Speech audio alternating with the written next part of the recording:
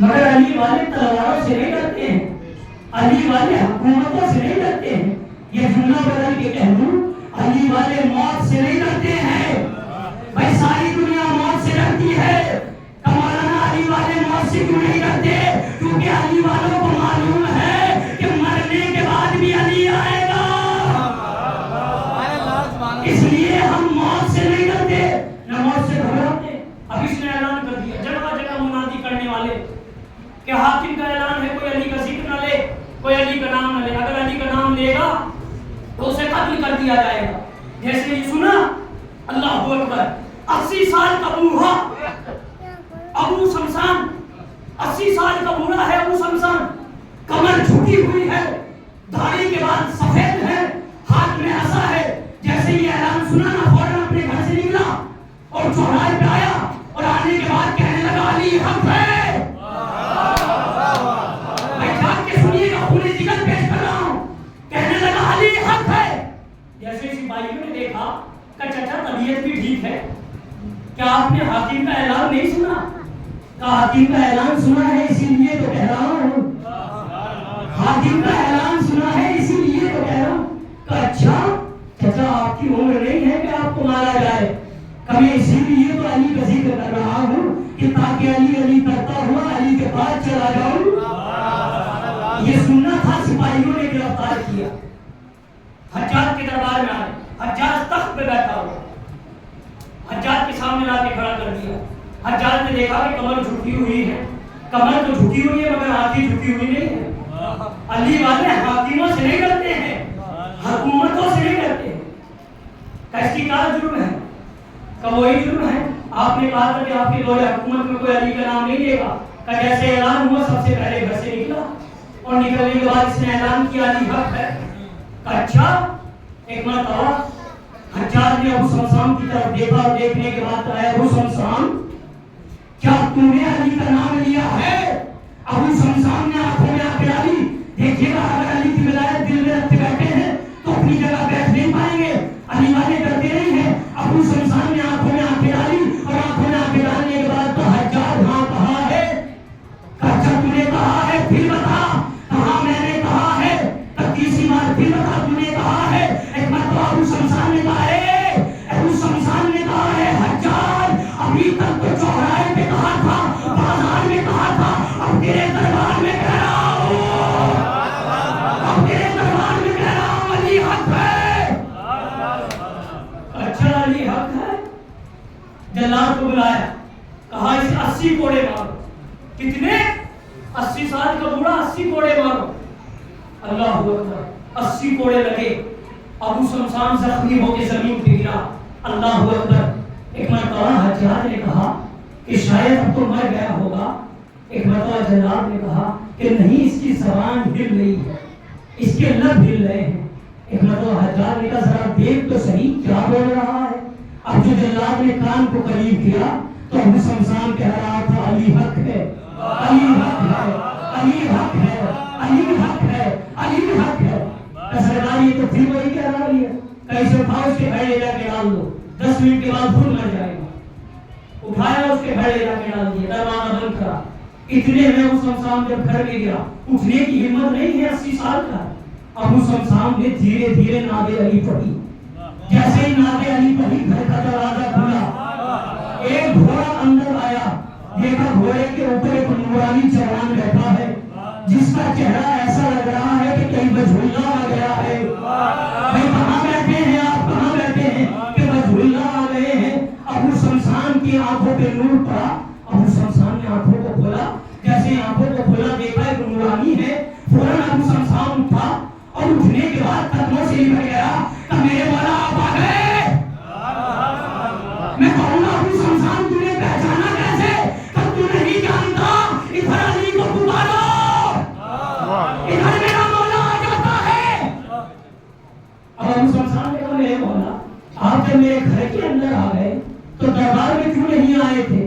مولا مسکرایا. مسکرانے کے بعد ابو شمشان تم نے دربار میں بلایا ہی نہیں، تم نے دربار میں بلایا ہی نہیں. بھائی علی کے آنے کے لیے کوئی قید تھوڑا ہی ہے جو علی کعبے کے اندر آ سکتا ہے، جو علی قبر کے اندر آ سکتا ہے. کیا وہ علی دربار میں نہیں آ سکتا؟ بالکل آ سکتا ہے. کہ بتا مسلمان کیا چاہیے؟ کہ مولا کچھ نہیں چاہیے، وجہ اللہ کے چہرے کی زیارت کرنی میرے لیے یہ کافی ہے. آپ بتا پھر بھی کیا چاہیے؟ کریم ابن کریم ہے. دیکھیے گا جو شیعان علی ہے وہ کنجوس نہیں ہوگا. اگر کنجوس ہے تو علی کا شیعہ نہیں ہوگا. جو کنجوس ہے وہ علی اور حسین کا شیعہ نہیں ہوگا، کیونکہ سخی ابن سخی ہے، کریم ابن کریم ہے. ان کے دروازے پہ جو بھکاری آیا جتنا سوچ کے آیا اس سے زیادہ عطا کیا انہوں نے. اسی لیے میں اپنی مجلس میں یہ دو شعر پڑھتا ہوں. صلوات ہے میرے محمد والے محمد.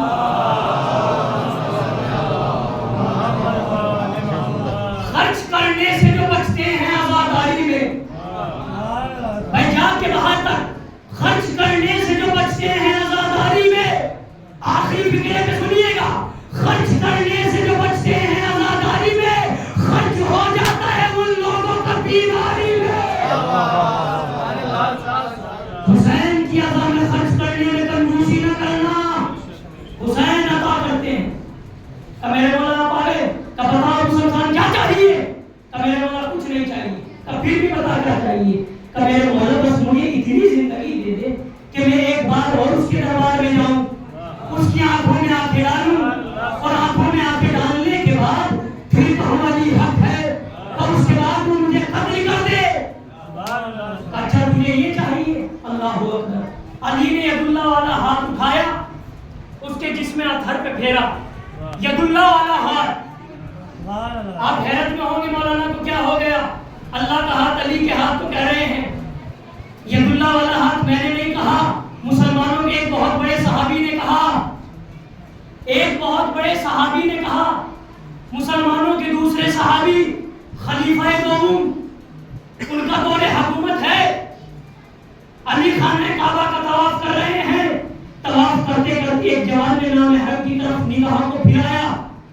علی نے ید اللہ والا ہاتھ اٹھایا، اس کے منہ پہ تماچا مارا. وہ جوان نے خانہ کعبہ کو چھوڑا، دربار میں آیا اور کہنے لگا خلیفہ صاحب آج علی نے مجھے مارا ہے. کہا کیوں مارا ہے؟ کہ بس ایسے ہی مار دیا، میں تو طواف کعبہ کر رہا تھا. اتنے میں پیچھے سے علی آ گئے. پیچھے سے علی آ گئے. دوسرے خلیفہ نے کہا کیا مولا آپ نے اسے مانا ہے؟ آپ حیرت کر رہے ہوں گے. بھیا غدیر میں انہوں نے بھی مولا کہا تھا. غدیر میں انہوں نے بھی مولا کہا تھا. کہا آپ نے مارا ہے؟ مولا نے کہا مارا تھا. کہا کیوں؟ کہ نامحرم کی طرف دیکھ رہا تھا. کہ نہیں میں ایسا نہیں کر رہا تھا. جیسے اس نے کہا نا میں ایسا نہیں کر رہا تھا. دوسرے خلیفہ نے ہاتھ اٹھایا پھر تماچا مارا. مگر دوسرے خلیفہ نے جو جملہ کہا ہے نا وہ مقصر کے لیے موت ہے. دوسرے خلیفہ نے تماچا مارا، کہا خاموش ہو جا، تجھے معلوم نہیں ہے، تجھے دیکھا ہے اللہ نے ہے، مارا ہے اللہ نے ہے. تو تجھے دیکھا ہے اللہ نے ہے، مارا ہے اللہ نے ہے. اور اب کیا کرے رضی اللہ؟ اب کیا کرے رضی اللہ؟ کہ زبان نہ چلانا.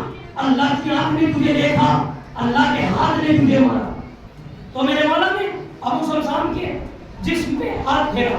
ابو سمسام کے سارے زخم بھر گئے، سارے زخم ٹھیک ہو گئے. جب سارے زخم ٹھیک ہو گئے نا ابو سمسام کے، تو ابو سمسام نے کہا مولا بس اب میں اس کے دربار میں پھر جا رہا ہوں، اور آج ہی جا کے پھر کہوں گا. اب اس کے دربار جا رہا ہوں. مولا نے کہا ابو سمسام کو چھوڑ نہیں چاہیے؟ کہ نہیں مولا. اللہ اکبر. ایک مرتبہ میرے مولا نے کہا ابو سمسام تجھے معلوم ہے تیرا مولا قریب ابن قریب ہے، تیرا مولا بہت بڑا سقی ہے. کہ تو نے صرف اپنی شفا مانگی تھی، میں نے دے دی. اب علی تجھے اپنی طرف سے 40 سال کی زندگی عطا کرتا ہے. بھائی باہر والے خاموش ہو بیٹھیے، باہر تک اٹھائے میرے جوان. کیا کہا علی تجھے 40 سال کی زندگی عطا کرتا ہے؟ اب جیسے علی نے یہ کہا 80 سال کا بوڑھا 40 سال کا جوان ہو گیا. اور حیرت میں پڑے ہوں گے مولانا کو کیا ہو گیا؟ کہاں 80 سال کا بوڑھا، کہاں 40 سال کا جوان. آپ حیرت میں ہوں گے مولانا کی طبیعت بھی ٹھیک ہے، مولانا کی طبیعت بھی ٹھیک ہے. ہاں بھیا مولانا کی طبیعت بھی ٹھیک ہے. قرآن سے